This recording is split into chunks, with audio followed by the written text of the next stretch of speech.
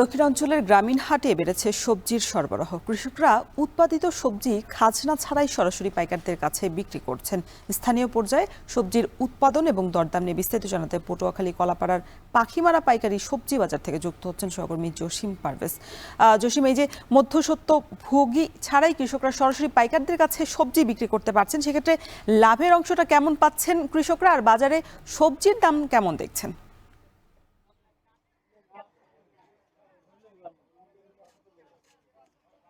হ্যাঁ, শরীফ রৌশন, আপনি জানেন যে পটুয়াখালীর কলাপাড়া উপজেলার নীলগঞ্জ ইউনিয়নটি সবজি ইউনিয়ন হিসেবে পরিচিতি লাভ করেছে উপকূলীয় অঞ্চলে। তার ধারাবাহিকতায় কিন্তু এখানকার প্রতিটি কৃষকের বাড়ি মাঠে তারা কিন্তু সবজি চাষাবাদ করছেন।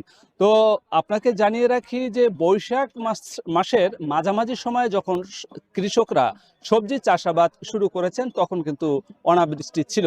আর এখন সেই গাছ অতি ফসল উৎপাদনে ক্ষমতা হারিয়েছে। তারপরে যে সকল কৃষক তারা সবজি উৎপাদন করেছেন, কিন্তু এখন যে ভারী বর্ষণ, সে ভারী বর্ষণে তাদের উৎপাদন ব্যাহত হচ্ছে।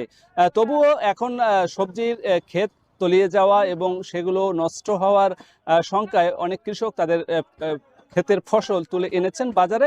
এখন এই কৃষকরা এই পাখিমারা বাজারে তারা সরাসরি মাঠ থেকে ফসল তুলে এনে এখানে বিক্রি করছেন এবং এই উপকূলীয় অঞ্চলের যে সকল পাইকার রয়েছে তারা এখানে এসে তাদের কাছ থেকে সরাসরি সবজি ক্রয় করে নিচ্ছে। এখানে কোনো মধ্যস্বত্বভোগী নেই। এখানে কৃষকরা আসেন এই বাজারে, এখানে এসেই তারা সরাসরি পাইকারদের কাছে ডাকের মাধ্যমে এখানকার ক্রেতা বিক্রেতার সমন্বয়ে সেটি বেচে বিক্রি করছেন। তো আজ এই বাজারে করলা প্রতি কেজি বিক্রি হচ্ছে 40 থেকে 42 টাকা।